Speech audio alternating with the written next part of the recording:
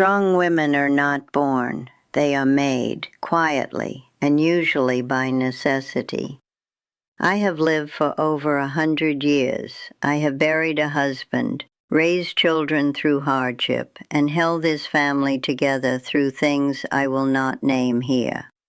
What I never did, not once in all of that time, was let someone hold me.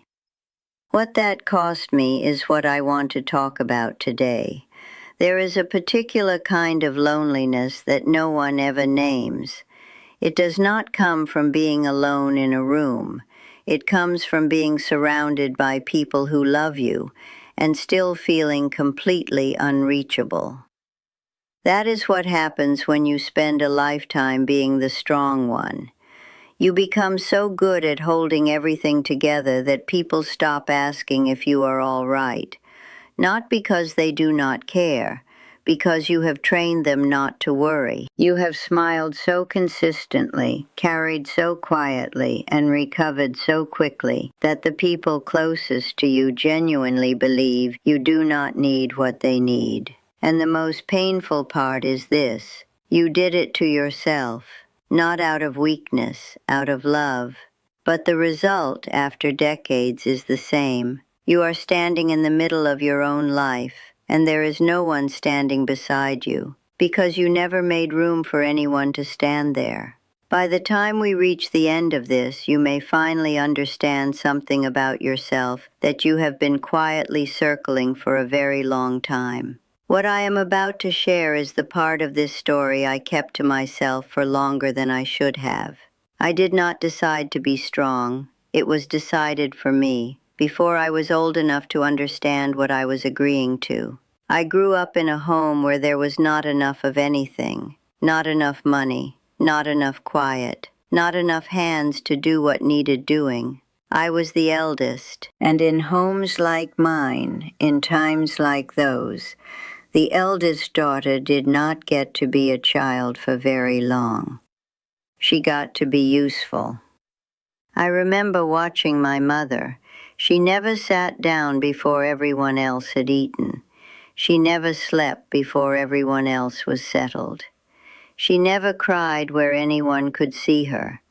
And I did not think of this as sadness. I thought of it as how a woman was supposed to move through the world. Quietly, completely, without complaint. So I learned. I learned to swallow what hurt. I learned to finish what others left undone. I learned that my feelings were a private matter, something to be handled inside, folded away neatly, and never brought to the table. By the time I was a young woman, being strong was not something I did. It was something I was, and I carried that identity into everything that came after, into my marriage, into motherhood, into every hard season that found me over the next 100 years. I never once questioned it. It simply never occurred to me that there was another way. The cost did not arrive all at once. That is the thing about a life lived this way. The losses are so small, so spread across so many years, that you do not notice them until one day you sit very still and feel the shape of everything that is missing. I can remember the nights I did not sleep, not because I could not, but because there were things that needed worrying about, and I was the one who worried.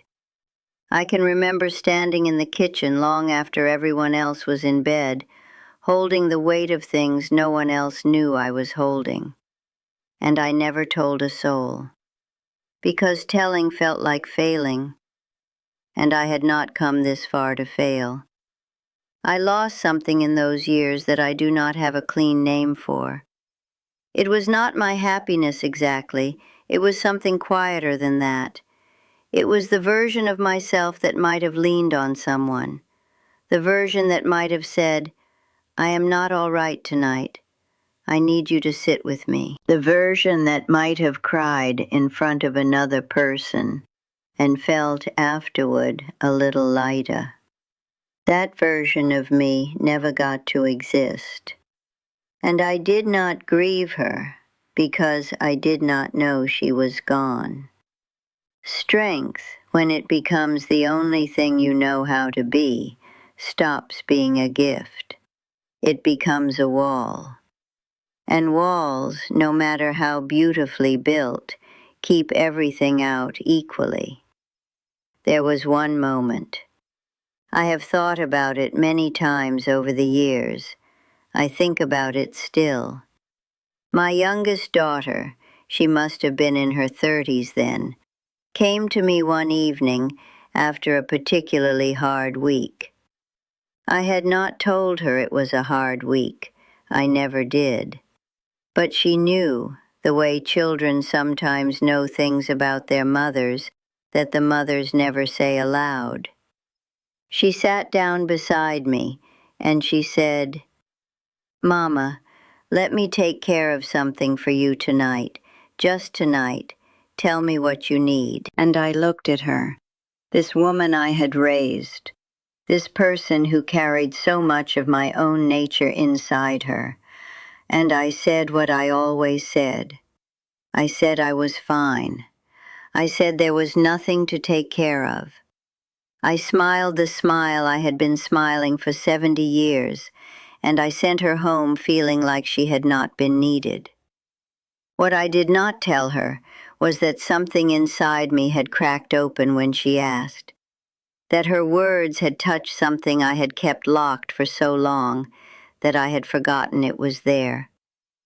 I did not cry that night in front of her, but I cried alone later in the dark, for reasons I could not fully explain even to myself. I think what broke open was grief.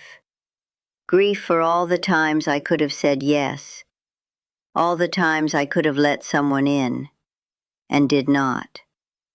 I am not telling you this story because I am bitter. I want to say that clearly. I have had a life of enormous fullness. I have loved and been loved. I have seen things in 100 years that most people will never see. I carry no anger about any of it. But I carry this truth, and at my age, truth is the only thing worth carrying. What a century teaches you, if you are willing to let it, is that strength and softness are not opposites. I believe for most of my life that if I allowed myself to be soft, I would fall apart. That if I let someone carry something for me, it would mean I had failed at the one thing I knew how to do. I was wrong. Softness is not weakness. Softness is what allows another person to reach you. And being reached, being truly reached by another human being, is not a luxury. It is the whole point. It is what all of it is for. I think of the women who are walking right now in the shoes I wore for so long, holding everything, telling everyone they are fine, sending people away who only wanted to help. And I want to say to them what no one ever said to me. You do not have to earn rest. You do not have to justify need. And letting someone love you, fully, practically, in the middle of a hard week, is not a weakness. It is the bravest thing you may ever do. Here is what I have never said out loud until now. I was afraid. Not of hardship, not of loss. I had faced both of those more times than I can count. I was afraid of being seen as less. I was afraid that need meant burden. I was afraid that if I cracked open, even once, I would never find my way back to myself. And so I stayed strong. For 100 years I stayed strong. And the world called it admirable. They called it grace. They called it an example to follow. But I am here now, and I want to tell you the truth. If you are carrying this right now, if you are the strong one in every room you walk into, I want you to know I see you. I know what it costs. I know what you are quietly paying every single day for a strength that no one ever asked you to carry alone. And if you have ever turned away someone who only wanted to hold you for a moment, I want you to know you are not wrong for having done it. You learned what you learned. You survived the way you knew how. But you are allowed to put it down now. You are allowed to be held. Even now, even after all of this, it is not too late to let someone in.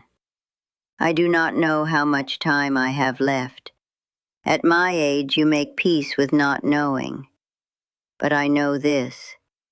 The moments I treasure most, when I sit quietly and let my memory walk back through 100 years, they are not the moments I was strongest. They are the moments I was most human. The moment someone sat beside me and I did not send them away. The small, ordinary moments of being known. I wish I had let there be more of them. If you take nothing else from what I have shared today, take this.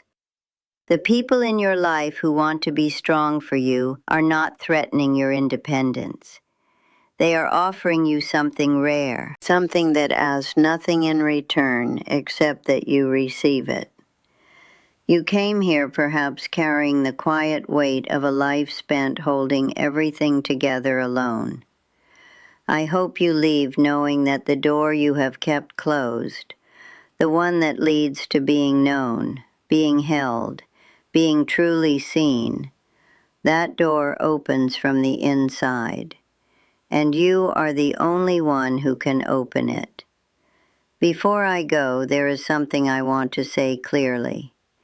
Everything I have shared in this video comes from personal experience and personal reflection only.